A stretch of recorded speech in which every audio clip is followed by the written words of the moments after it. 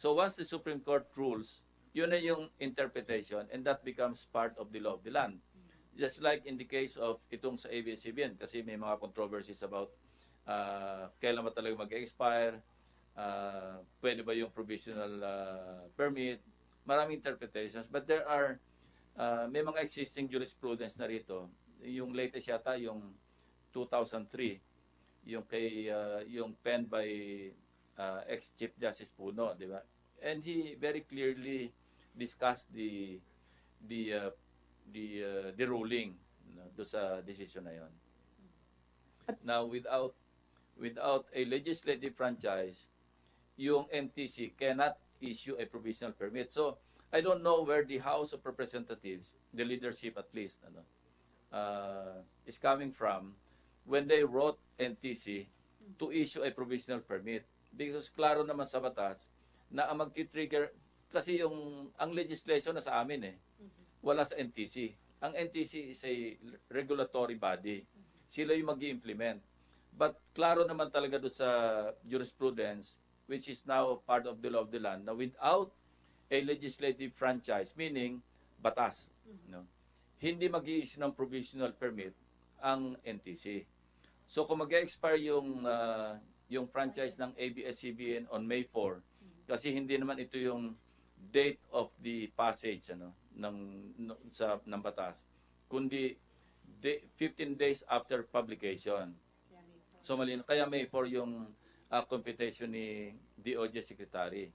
So whether kung walang intervention na mangyari at walang franchise na ma-issue, legislative franchise, mag-expire talaga sa May 4 yon. Kasi yun ang 15 days after publication noong 25 years ago. So, I don't know, paano gagawin kasi pinasa nila yung bola yata sa Kongreso, di ba? Sabi niya, we need a resolution. A resolution does not have the force and effect of a law.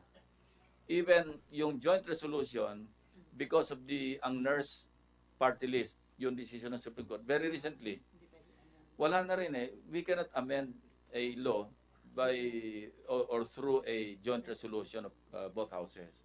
So iba na yung labanan. Kailangan talaga mag-file ng bill. May mga bills na, i-hear yung bill, i-pass on third reading, mag-BICAM, if there's a need for a BICAM, and then enroll it papunta sa Office of the President. So, sir, hindi kailangan yung joint resolution at saka yung concurrent resolution?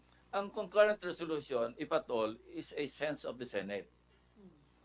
Mas may force pa nga yung joint resolution, pero because of the latest or recent jurisprudence, baliwala na rin yun, wala na rin force and effect of a law. So whether it's a concurrent resolution or a joint resolution, hindi ito pwedeng gamitin ng NTC para mag-issue ng provisional permit. Because yung provisional permit comes after a legislative franchise is issued to the corporation. Pero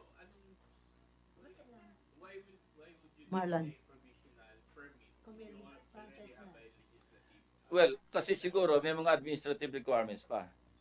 'Di ba? Kasi binigyan namin ng batas, So hindi maka-issue ng permit kagad yung NTC. I'm just guessing na siguro may mga administrative requirements. Pag na-fulfill 'yon, saka magkakaroon ng talagang franchise kasi ang franchise it entails the granting of or the use of frequency, di ba? Radio frequency or frequency kasi nasa NTC yan Sila yung nagpo-possess nun So on May 4, pag walang nangyaring ibang yung intervention na talagang nag-expire, yung frequency ng ABS-CBN, babawiin na yun ng NTC. And it will now be up for grabs na mga mag-a-apply ng legislative franchise. Di ba, ewan ko kung applicable pa rin ngayon, di ba mas mababa raw yung frequency, mas ito yung hinahabol ng mga applicants ng franchise. Why? Because nung araw, di ba, pag hindi ngayon, touchscreen Nung araw, agaw-agaw sa mababang frequency. Kasi pagbukas mo na radyo, ando ka na sa mababang, pagpihit mo, nauna yung 558, argabyado yung 882, tapos 594, 630, 666, mga ganyan. Yung mga medyo nasa huli, Ang sunshine ba, anong frequency nyo sa, ano? Ayun, malayo-layo. Kasi late sila nag-apply. So, yun ang hindi naman pinag-aagawan, kundi yun ang desired. Ngayon, medyo mababa yung frequency ng ABS-CBN kasi 25 years ago. So, pagka nag-expire ng May 4, wala na yon, open yon. So, pag may nag-apply ng legislative franchise na radio, TV station or telecommunication, yun ang ma-award sa kanilang franchise. So sir, since you are running out of time na dahil magbe-break na kayo ng second week of March, possible talaga na mangyari na by May 4, kapag nag-expire na yung franchise ng ABS, wala nang legal basis para sila mag-operate? Wala, kasi ang nagko-cover naman dyan, yung corporation code, ano? Yung RA 11232, I think. Ano? Ang sinasabi doon, merong winding up period na 3 years. Kasi inamenda yung revised corporation code ito eh. Pero yung 3 years na yon, kasi maririn yung interpretation na nauna nang sinabi, na hindi, kaya pa mag-operate pa ng 2 years yan. Mali po yung ganong suggestion. Dahil yung 2 or 3 years under the revised corporation code of the Philippines, yung 3 years na para magbayad ng utang, maningil ng collectibles, magbigay ng separation pay, tapos mag-defend or magpurso ng mga lawsuits, di ba? Binibigyan sila ng 3 years, but not to operate. Pero sir, hindi ba yung unfair sa ABS-CBN? Kasi parang matagal naman sila nag-file na, matagal na may nag-file Well, you can say that, renewal, hindi Yeah. lang inaksyonan. So, Well, you can kasalanan say ba that nila yun? it's really unfair to them. Hindi nila kasalanan dahil hindi naman sila late nag-file ng application, no, na translate into bills. Ano, there are at least 11 bills pending in the lower house. Kaya nga, I don't know, kasi sinasabi naman ng Pangulo, wala naman siyang tinatawagang congressman para wag i-hear but you know, yung lahat naman ng pronouncements doon papunta. And you know, I really don't know if the president is the wisdom of the day or a terror. You know, it's either Sa tingin niyo, it's sir? either one. Kasi basta nagsalita siya parang Yun na. parang yun na. So, is he the wisdom of the day? Or terror of the day. Okay, Cecil.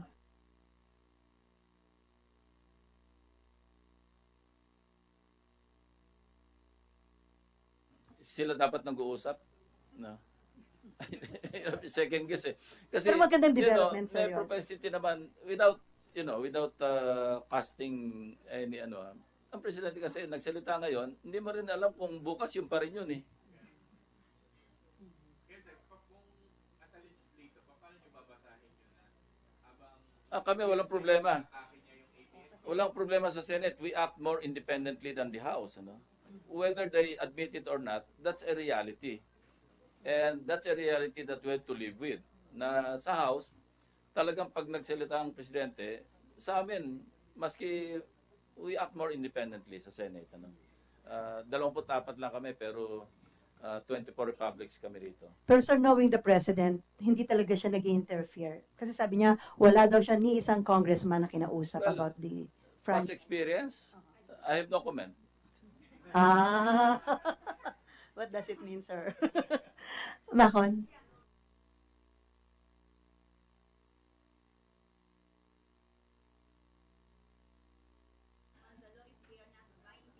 That is why, yeah, that is why Senate President Soto and I have been discussing about this. Ano, if we will sign the joint resolution or the concurrent resolution, we're still, sabihin natin, debating with our wits, if we will join in the signing of that concurrent resolution.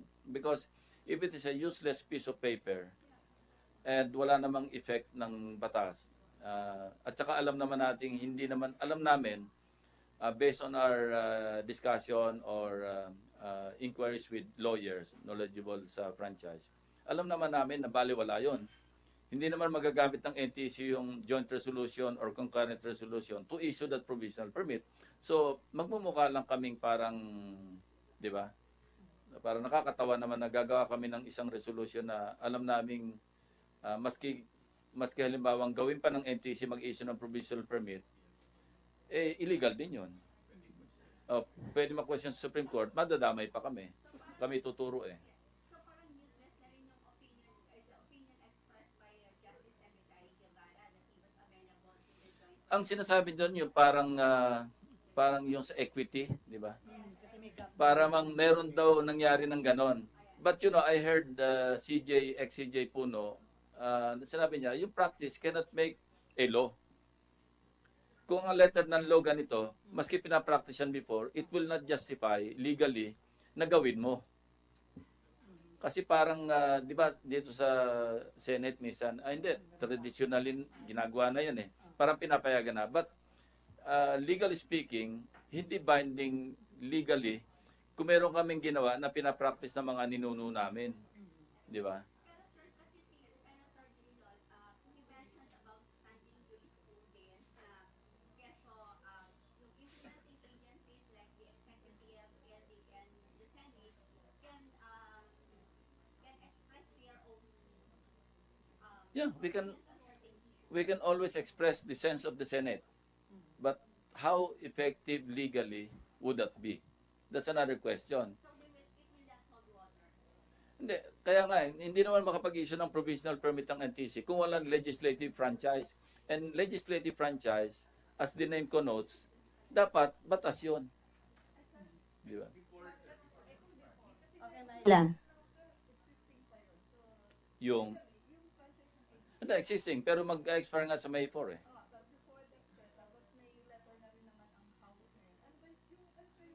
Well, will it change the reality na mag-expire yan sa May 4? So, maski mag-issue kami ng 100 joint resolutions, good pa rin yun hanggang May 4.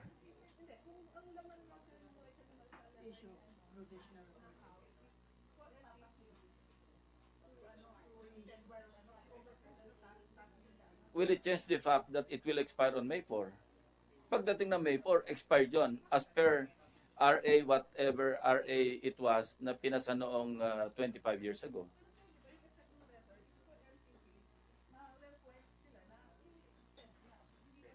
Well, how do you extend without issuing a provisional permit?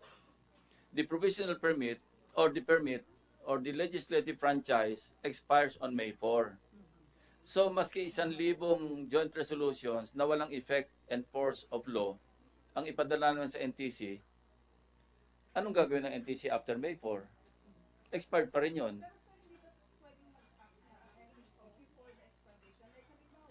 Oh, pero will that extend the legislative franchise?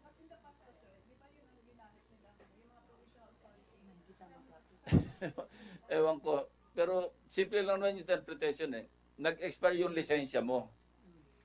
Pwede bang sabihin namin ng Senate sa LTO, uy, extend mo nga yan without applying. Sir, is that going to be, sir, so basically, the Senate, you're saying the Senate is asking NTC to do something illegal? Ganon ang implication. Kaya nga meron kaming reservation ni Senate President kung magjo-join pa kami sa pagpirma ng concurrent resolution or joint resolution. Wag na yung concurrent resolution kasi maski si Senator Drilon, sinabi naman niya na sense of the Senate lang yon. Yung joint resolution, hindi rin po pwede kasi nga merong ang nurse party list ruling na hindi na nakaka-amend yung joint resolution ng batas. So saan tayo pupunta? Magpapasa tayo ng batas. So sa pwedeng remedy yung isinabmit ni Senator Bong Revilla na extend hanggang December 30 ang validity ng Well, franchise? Gawin namin batas. So pwedeng remedy yon while hindi pa na-approve Eh, yung franchise. Bakit ka pa magpapasa ng batas na 2 years or 8 years? Eh pwede naman 25 years. Pareho rin yung proseso eh. Eh sir, ang hinahabol nga yung bago ho mag-expire sa May 4. Eh bakit pa natin habulin yung bago mag-expire? Magpasa na tayo ng batas na 25 years. Ganun din ang proseso. Magdidebate rin kami. May first reading, may second reading, may third reading, may bycam. Ba't pa kami magpapasa? Namumula tuloy ako eh. Sir, kasi hindi uma-action ang House. Eh, dapat mag-emanate sa House. Hindi nga, kaya nga dapat mag-emanate sa House. Ngayon, yeah.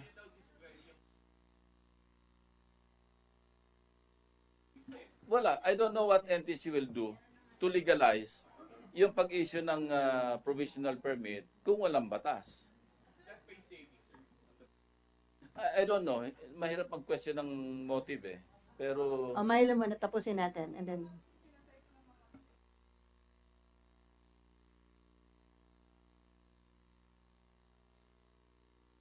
well, ito na nga yung sinasabi na yung sa equity. Kasi kung na-practice before, it will not legalize kung wala sa batas. Yun ang sinasabi ni Chief Justice Puno, di ba? Yung practice does not make it legal. Yung practice in the past. Yun na nga, pagdating ng araw at may nag-question, hindi, tama, hindi, pagdating ng panahon na may mag-question, or immediately after, nag-issue yung NTC ng provisional permit on the basis of a letter from the Speaker of the House and the chair of the yung sa franchise nila, no? May mag-question, Supreme Court pa rin yung mag-interpret na illegal yung ginawa ng NTC. Sir, yung NTC rin admitted na hindi sila nag-i-issue ng provisional permit. Pinapabayaan lang nila. na mag-extend. Well, it's up to them. Ang tanong nga rito, Written order. kung walang magko-question, fine. Kasi hawak nila frequency eh. Hindi nila i-withdraw yun, hindi nila kukunin yun, papagamit nila sa ABS-CBN. Hanggang wala nagko-question, di fine, tuloy-tuloy yung ABS-CBN. Pag may nag-question at sinabing, hindi pwede yan, di ganun din. Alam nga namang utusan ng Supreme Court yung NTC na bawiin nyo, ayaw pa rin lang bawiin, mako-contempt naman sila. At saka ma-charge sila ng violation ng ano ba yan, 3826 ba yung yung an act providing for the regulation of radio yun eh, kasi 1931 wala pang TV. But sa ruling din ng Supreme Court doon sa 2003 ruling, sinabi na kung maski hindi na mention doon sa 1931 Republic Act 3826 yung TV, hindi ibig sabihin hindi kasama yung TV. Yun ang ruling eh. I read the ruling kasi alam ko tatanungin nyo, nagbasa muna ako bago bumaba dito. So nakalagay doon, ang pen by Chief Justice Puno, yung 1931, wala pang television. So ang nasa saklaw lang noon, radio and radio telecommunications. Dalawa eh, radio communications saka yung radio stations. Walang mention ng TV. Pero sa ruling, nakalagay doon, hindi porkit hindi binanggit yung TV, hindi covered yung TV. So yung RA 3826 applies to television stations. So it means maraming inalaw na maling practice before, sir, na kung hindi pa na-approve yung franchise nila, inaalaw na makapag-operate pa rin. Oh, yun din ang sinabi ni Chief Justice, di ba? Mhm. Sabi niya, yung practice does not legally, does not justify legally yung ginagawa na legal na. Okay, Joyce, and then Sinimfa, and then Mean, and then Ses. Okay. Sir, clarify ko lang. So,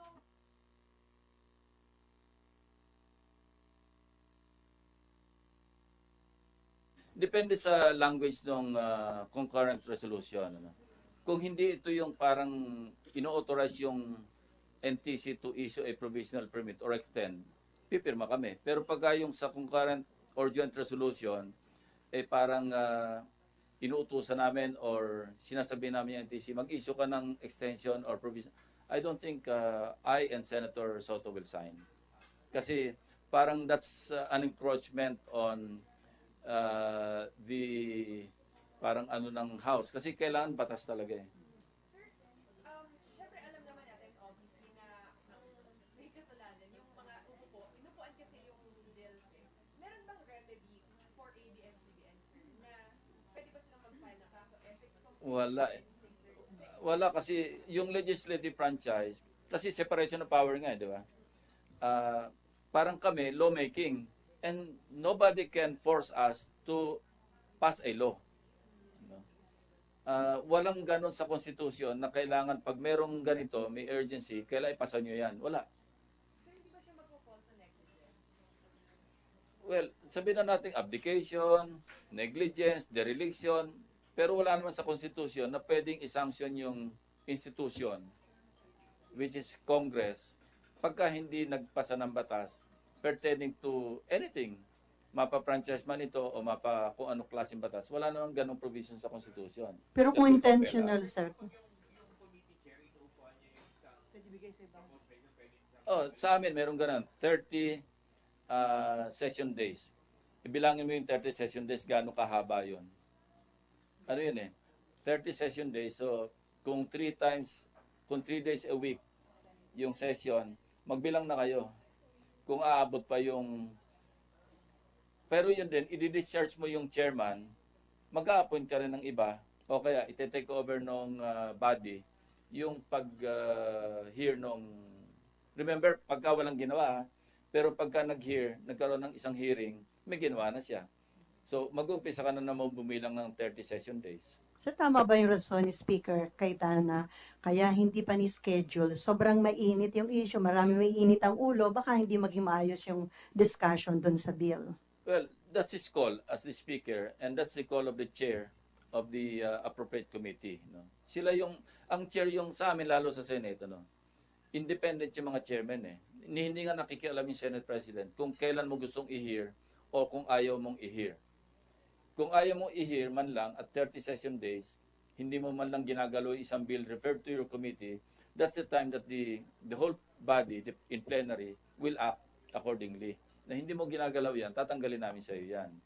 Sir, so pag yung NTC, pinayagan ng ABS mag-operate beyond May 4, pwede silang kasuhan? Kung may magpapal ng kaso. Anong kaso yan, sir, if ever they do allow ABS? Well, usurpation of authority siguro. O, depende. Kung wala nga magko-question, edi tuloy lang, gamitin ng ABS-CBN yung frequency. Di ba noon tayo ng probinsyano, tuloy-tuloy, walang problema. Ang wala Pero katapos kung ng probinsya. meron mag-question at sabing mali yung ginawa ng NTC, may magagawa ba NTC kung order na ng court? Okay, Nimpa and then Mean. Nimpa.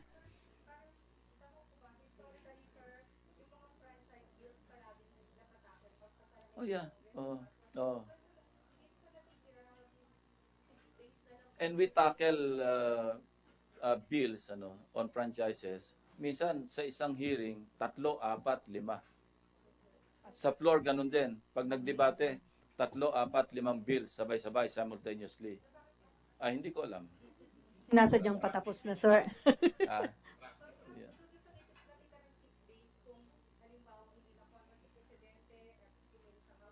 Well, even yung last 3 days namin, kasi 2 weeks na lang bago mag-break, kung i-transmit sa amin ng House, yung House version, kaya pa rin yun. Enrolled yun before we go on break. Kasi I, for one, I'll make my vote known already. I'll vote for the renewal of the franchise. Kasi there's no reason na hindi ka bumoto. Di ba? Dahil bumoboto ka naman ng mga nakaraang panahon.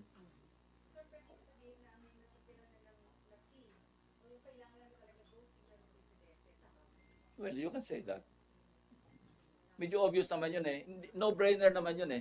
Dahil yung oft-repeated pronouncements against ABS-CBN, ano yun eh, telling masyado yun na yung House naman ayaw kumilos because of, unless, yun nga, biglang sabihin na, sige, i-hear nyo na yan, ipasa nyo na yan. Unless sabihin ganun. That's reality, no? Of course, they can deny, they can disown, they can disclaim. Pero kita naman natin eh, na parang, maski, di ba yung ostrich, ibaon mo pa yung ulo mo sa buhangin, kita pa rin yung buntot mo eh. Di ba? Mahirap itago kung masyadong obvious. Realistically, yes. Even yung last week namin, yung kasi we'll go on break on March 12, yung 9, 10, 11, Monday, Tuesday, Wednesday. Basta Monday, say March 10 or March 9. Monday, kung Monday may March 9. Kung matransmit sa amin, kaya yon. Pero sir, Simple lang naman ang franchise eh. Hindi, kung may certified na urgent, may 3-day notice, may 3-day rule, na kailangan between second and third reading, may 3 days ka. Tama yun. Thank so you. kakayanin pa, sir, kung hindi naman certified as urgent, no? Hindi, kung hindi certified as urgent, kailangan next week, may transmit sa amin. Pero sir, yung pag-accept ng apology, go signal na ba yun sa House na? I don't know. Hirap basahin ng isip ng presidente. I'm telling you. Kayo nga, nahirapan din eh. Kami pa. para nahirapan. Okay. Mean.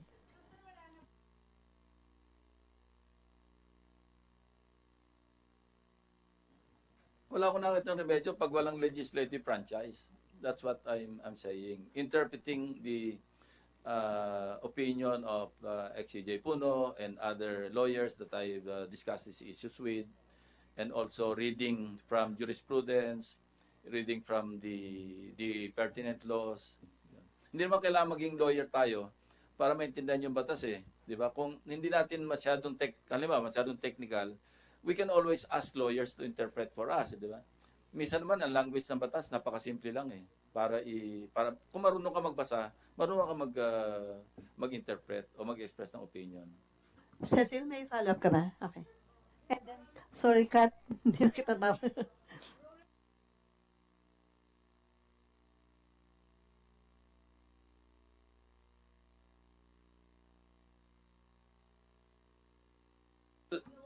Inaccept ang apology pero sabi niya, napakahirap na desisyon kung ibibito niya o hindi. Look, 'di ba?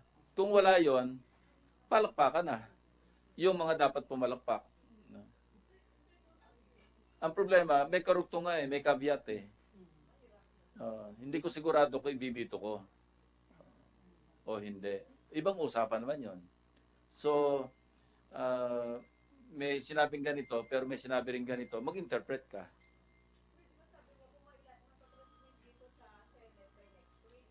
Yeah.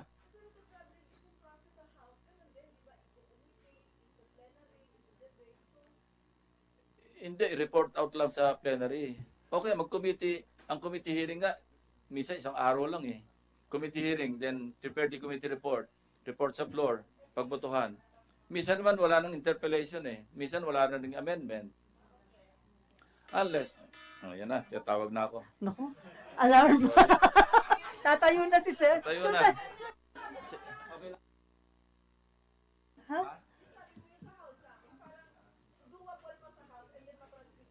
Doable. Basta merong, kung hindi certified urgent, basta merong 3-day rule na susundin between second reading and third reading. Basta bigyan kami enough time to approve ang third reading, okay kami.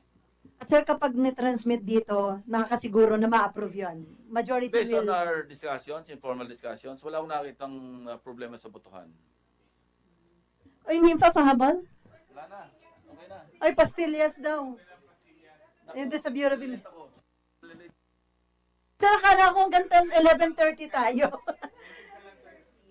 Okay. Sige, text na lang. Sige. Sige, sir. Thank you, sir. Salamat, sir.